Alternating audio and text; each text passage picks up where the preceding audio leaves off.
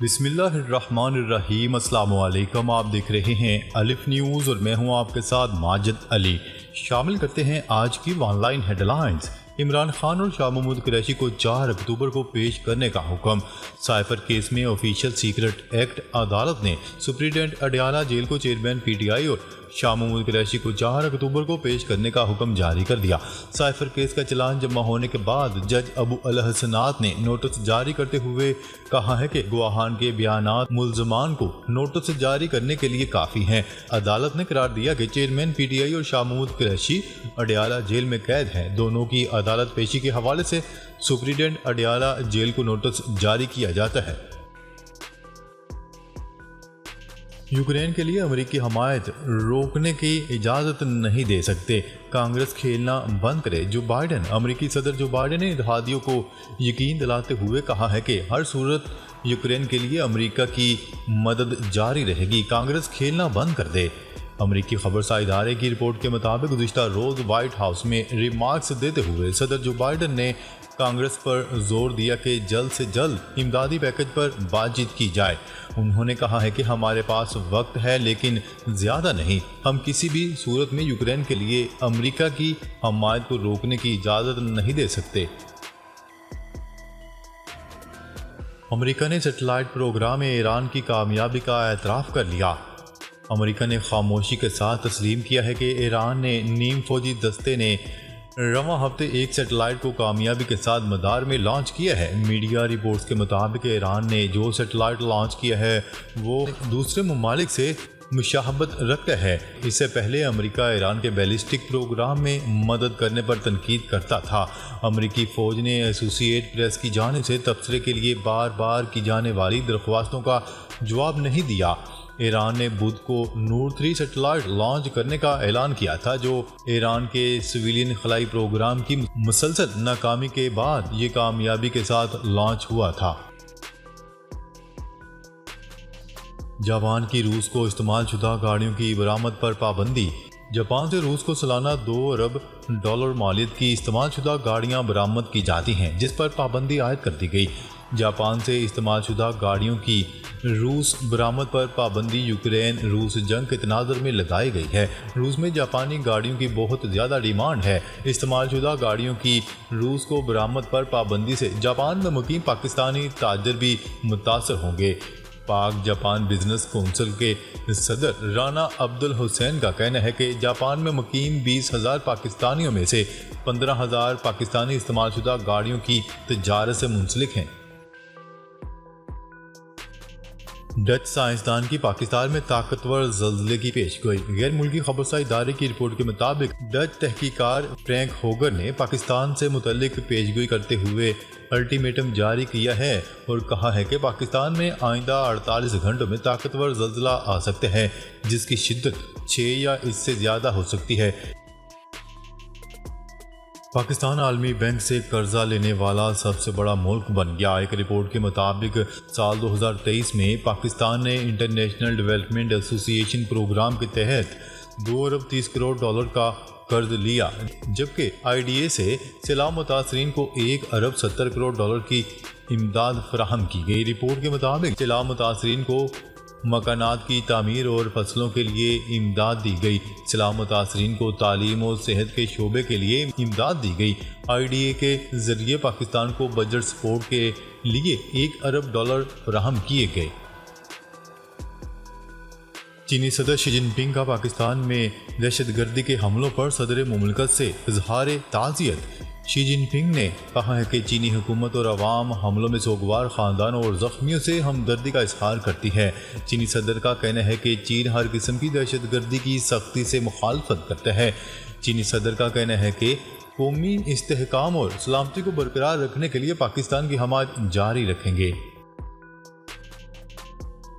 بنگلہ دیشی حکومت نے سابق وزیر اعظم کو علاج کے لیے بیرون ملک جانے سے روک دیا۔ بنگلہ دیش کی حکومت نے 2 مرتبہ وزیر اعظم رہنے والی خالدہ ضیاء کو بیرون ملک علاج کے لیے جانے سے روک دیا۔ غیر ملکی خبرساں ایجنسی کی رپورٹ کے مطابق سابق وزیر اعظم اور اپوزیشن رہنما 78 سالہ خالدہ ضیاء جگر، سانس لینے میں دشواری اور ذیابیطس کی بیماریوں میں مبتلا ہیں اور ہسپتال میں داخل ہیں۔ خالدہ ضیاء کو دل، جوڑوں اور گھٹنوں میں تکلیف کا عارضہ بھی لاحق ہے۔ خالدہ ضیاء کی بنگلہ دیش نیشنل پارٹی نے 2 دفعہ ملک کی وزیر اعظم رہنے والی سیاسی رہنما کو بیرون ملک جانے سے روکنے کے فیصلے کو سیاسی انتقام قرار دیا۔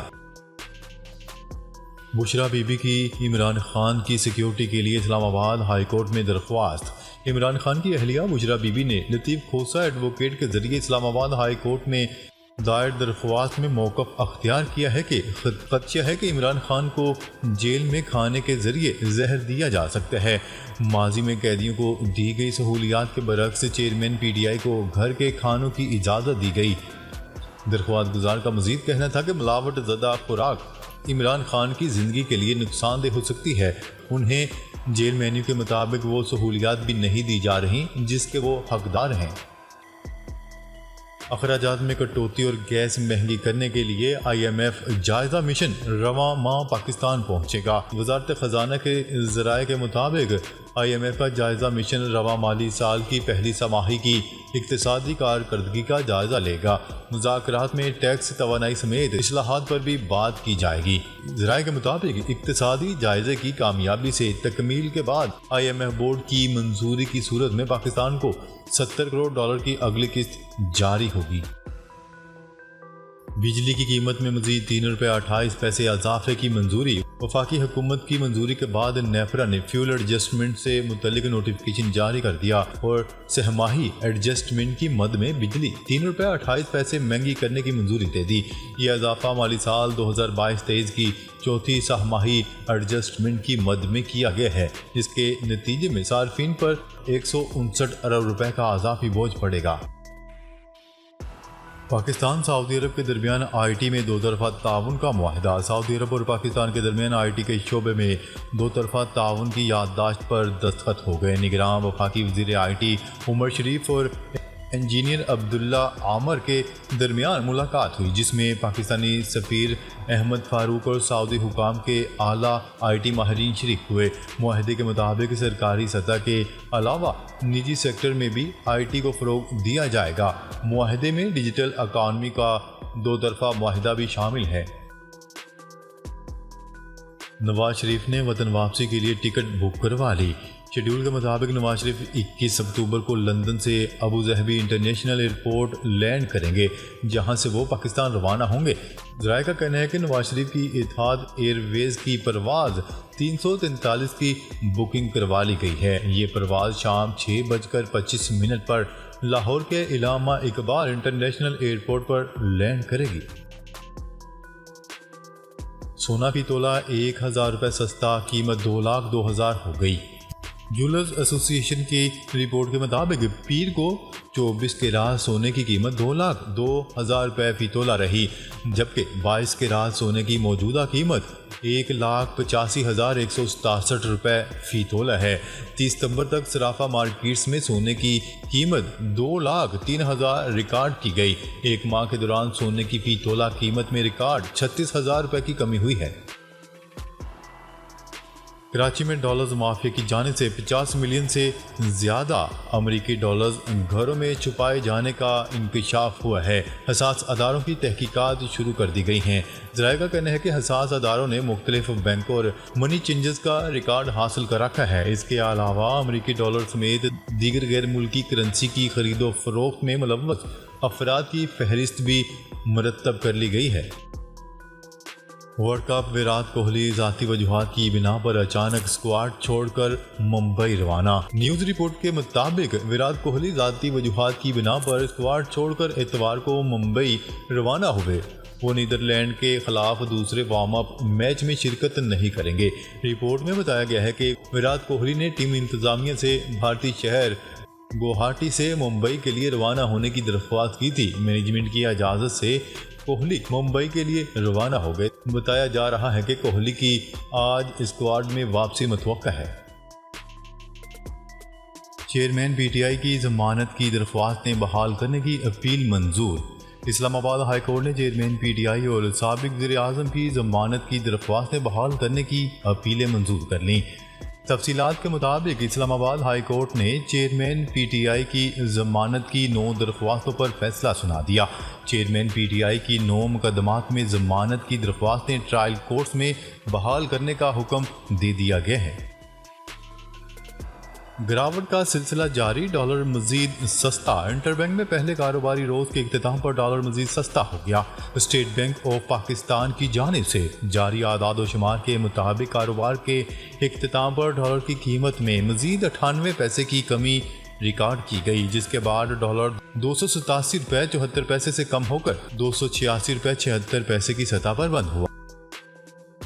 ملک بھر میں موبائل سمز کی دوبارہ تصدیق کا فیصلہ، خیبر پختونخوا سمیت ملک بھر میں موبائل سمز کی دوبارہ تصدیق کا فیصلہ کیا گیا ہے۔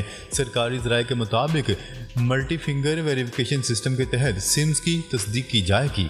پاکستان کی سمز رومنگ پر افغانستان اور دیگر ممالک میں کام نہیں کریں گی۔ ایک پاسپورٹ پر اب صرف ایک ہی سم کھولی جا سکے گی۔ Pakistan over 40 global cricket cup کا چیمپئن بن گیا۔ تفصیلات کے مطابق پاکستان نے فائنل میں ویسٹ انڈیز کو 152 رن سے شکست دی۔ پاکستان نے ویسٹ انڈیز کو جیت کے لیے 329 رنز کا ہدف دیا تھا۔ عبدالقادر نے 6 کھلاڑیوں کو آؤٹ کیا۔ مصباح الحق نے 106 رنز کی اننگز کھیلی۔ ان کی اننگز میں 6 چھکے اور 7 چوکے شامل ہیں، جبکہ حسن رضا 68 اور عبدالرزاق 38 رنز بنا کر آؤٹ ہوئے۔ ناظرین، اب تک کے لیے اتنا ہی۔ مزید خبریں لے کر بہت جلد آپ کی خدمت میں حاضر ہوں گے۔ تب تک کے لیے اپنا خیال رکھیے گا۔ اللہ نگہبان۔